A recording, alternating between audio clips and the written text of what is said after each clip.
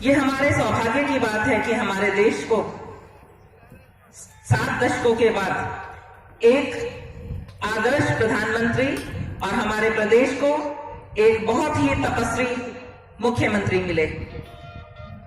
पहले के हिंदुस्तान में और पहले के उत्तर प्रदेश में आप सभी ने अंतर महसूस किया होगा। जहां पहले दबी आवाज से लोग कहते थे कि हम इंडिया से हैं, हम हिंदुस्तानी हैं, आदरणीय मोदी जी के आने के बाद हम सब गर्व से कहते हैं कि हम हिंदुस्तानी हैं। ये अंतर हुआ।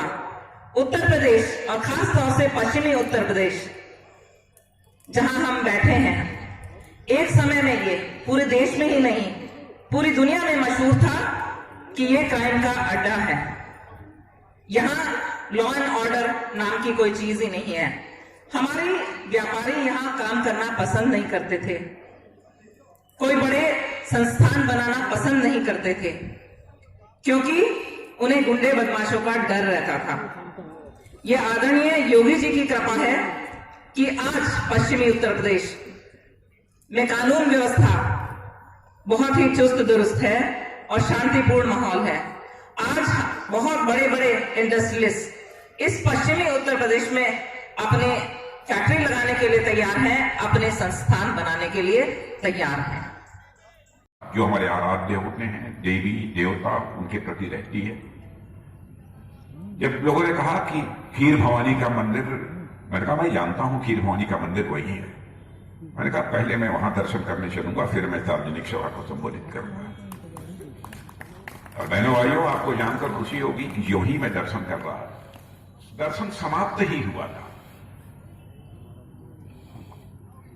और नीचे झुककर जो ही मैंने ड्योढ़ी से हाथ लगाकर अपने मस्तक पर लगाया, अखाड़ा हुआ,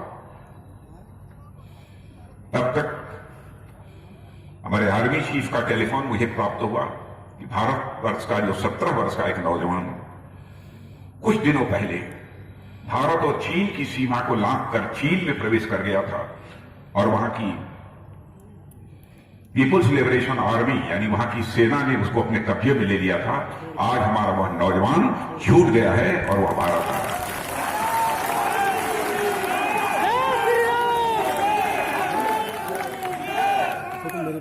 बहनों भाइयों, यह है भारत। और मैंने देखा कि जिस तरीके का रिस्पांस आप लोगों ने डॉक्टर मंजू शिवाज को दिया है, मेरा तो विश्वास पक्का हो गया है कि आप लोगों ने मन बना लिया है कि पिछली बार से भी अधिक मतों से विजय दिलाकर हमको डॉक्टर मंजू शिवाज को उत्तर प्रदेश की विधानसभा में भेजना। आपकी भी आपको अपनी कलम से लिखना है।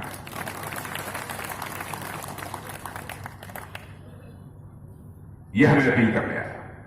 उत्तर प्रदेश हिंदुस्तान का सबसे बड़ा राज्य है। दुनिया में 3-4 देश ही हैं जो कि जनसंख्या की दृष्टि से हमसे बड़े हैं। क्या हो गया था इस उत्तर प्रदेश को? क्या आपको जानकर आश्चर्य होगा, जनसंख्या की दृष्टि से इस हिंदुस्तान का सबसे बड़ा राज्य होने के बावजूद इसकी अर्थव्यवस्था का आकार इतना छोटा था कि हिंदुस्तान के कई राज्यों से यह पीछे था। लेकिन मैं बधाई देना चाहता हूं अपने भारत के प्रधानमंत्री मोदी जी को और यहां के मुख्यमंत्री योगी जी को कि 5 वर्षों के अंदर ही इस उत्तर प्रदेश की अर्थव्यवस्था का आकार जो 11 लाख करोड़ था, उसको बढ़ाकर 21 लाख करोड़ करने में कामयाबी हासिल की।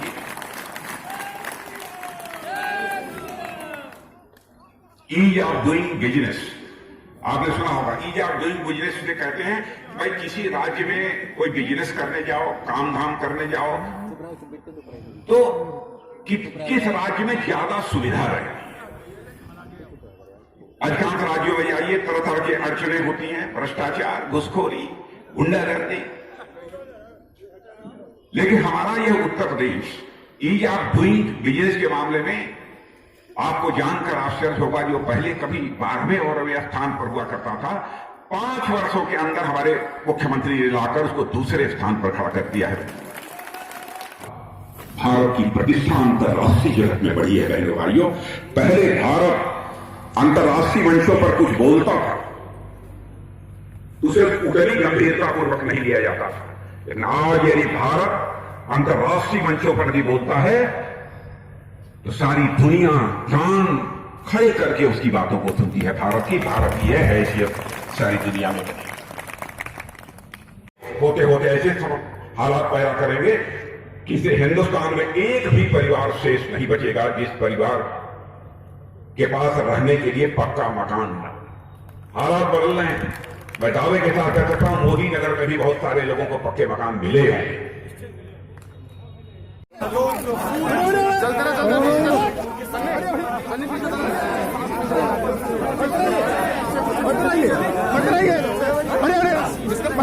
राजनाथ सिंह अपने कायनात से बांटे जा रहे हैं और दे रहे हैं और कोशिशें की जा रही है 2017 में।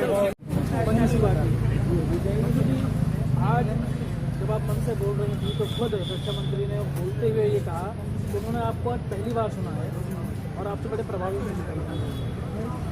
वो इतने अच्छे इंसान हैं कि वो बहुत छोटे से इंसान को भी बहुत बड़ा उसका कद बढ़ा देते हैं। मैं उनकी आभारी हूँ, उनको धन्यवाद देती हूँ कि मेरे जैसे साधारण एक एमएलए को भी उन्होंने इतनी तारीफ करी और उसके लिए हमेशा मैं और मेरी जनता आभारी रहेंगे। और मेरी जनता तो उनसे पर्सनल जुड़ी हुई है। वो सालों गाजियाबाद में रहे हैं तो वो बहुत सारे लोगों को बाय नेम भी जानते हैं। तो मेरी जनता भी बहुत खुश है और मैं तो बहुत ही खुश हूँ कि माननीय रक्षा मंत्री जी का पहला जो दौरा है मेरी क्षेत्र। आपने भी मन से बहन बेटी की सुरक्षा की बात करना था। ऐसी 5 उपलब्धियाँ आपके 5 वर्षों से मैं जानना चाहूँगा जैसे कि आप। देखिए, मैंने महिलाओं के लिए कन्या डिग्री कॉलेज मांगा और योगी जी ने मुझे सहर्ष दे दिया। सारा में 3 मंजिला बन चुका है। मैंने नगर पालिका विस्तारीकरण मांगा जो 20-25 साल से प्रतीक्षित था, वो उन्होंने मुझे दिया। मैंने बाह्य शुल्क के लिए कहा कि मेरे तो मोदी नगर के गरीब लोग हैं, 3000 रुपये प्रति मीटर घर का नक्शा बनाने का खर्चा कैसे दे सकते हैं। उन्होंने 1200 रुपये प्रति मीटर कर दिया। मैंने मेरठ डासना रोड से कट मांगा।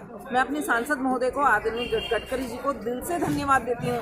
मेरी इकोनॉमी इतना बढ़ गई है उस कट से, मेरे आने जाने की सुविधा इतनी हो गई है कि जो किसानों की ज़मीन बहुत सस्ती हुआ करती थी आज कम से कम उसके 10 गुना रेट बढ़ गए हैं। मैं धन्यवाद देती हूँ आदरणीय महेंद्र सिंह जी को कि उन्होंने मेरे गंज नहर पे 3 पुल बनाने शुरू करे हैं जिससे कि जो पुराने 125 साल पुराने पुल थे वो कोलैप्स हो सकते थे। और सबसे ज़्यादा धन्यवाद मैं देती हूँ योगी जी को कि एक बार चर्चा करते हुए मैंने कहा कि आपका तो बहुत बड़ा मंदिर है, तो कहने लगे तुम बताओ तुम्हें क्या चाहिए। मैंने कहा मेरे यहाँ भी कुछ कर दीजिए। उन्होंने खर्च से मुझे 50 लाख रुपए दिए और मेरी सीकरी माता मंदिर में उससे सत्संग हॉल का निर्माण हो रहा है और मेरा बस अड्डे का भी सौंदर्यीकरण होकर नई सर्विसेज धार्मिक स्थलों के लिए चली है। गाजियाबाद की ताजा तरीन खबरों के लिए हमें सब्सक्राइब करें और हमारे बेल आइकन को प्रेस करना ना भूलें।